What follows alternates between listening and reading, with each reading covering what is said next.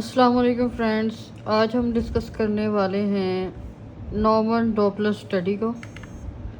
जैसे कुछ पिक्चर्स हैं मेरे सामने। ये पिक्चर है अम्बिलिकल आर्टरी की। ठीक, अम्बिलिकल आर्टरी का फ्लो जा रहा है। इसकी हम मेजर करेंगे एसडी रेशो। ये हमने इसके कैलिपर को यहाँ पे प्रेस किया तो मशीन ने हमें मेजरमेंट दे दी। वो एसडी रेशो है 2.34, पीआई है 0.82।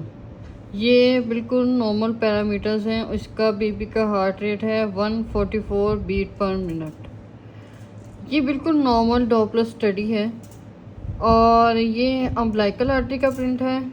और भी आपको दिखाते हैं। अब हमारे पास आ गया है ये RUA। RUA का मतलब होता है राइट यूट्राइन आर्टरी। और यूट्राइन आर्टरी में हम बेसिकली देखते हैं RI और PI दोनों की वैल्यूज़ को देखते हैं। जैसे यहाँ पे दिया हुआ है 0.44, 0.68 RI, 0.44, 0.68 PI। और ये बिल्कुल नॉर्मल पैरामीटर्स हैं यूट्राइन आर्टरी के। ये हमारे पास थी राइट यूट्राइन आर्टरी। अब हमारे पास आती है left uterine artery, LUA, left uterine artery. अब इसकी RI हम देख लेते हैं। RI 0.39, PI 0.52। और ये बिल्कुल नॉर्मल वैल्यू है यूट्राइन आर्टरी के फ्लो की। उसके बाद हम देखते हैं मिडल सेरेब्रल आर्टरी। ये बेबी का हेड है और इसके अंदर ये सेरेब्रल आर्टरी आपको नज़र आ रही होगी। फिर उसके बाद MC मतलब मिडल सेरेब्रल आर्टरी।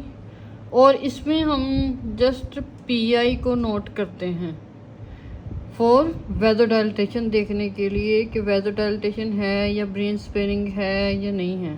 ठीक, तो उसको देखने के लिए हम सिर्फ एक पैरामीटर देखते हैं, ये PI 1.68। हमारी मशीन क्योंकि ऑटो पे काम करती है तो हम जस्ट एक कैलिपर प्रेस करते हैं तो वो खुद ही हमें रिक्वायर्ड वैल्यू निकाल के दे देती है। तो ये थी नॉर्मल डॉपलर स्टडी की प्रिंट्स। उम्मीद है आपको पसंद आए होंगे। अल्लाह हाफिज़।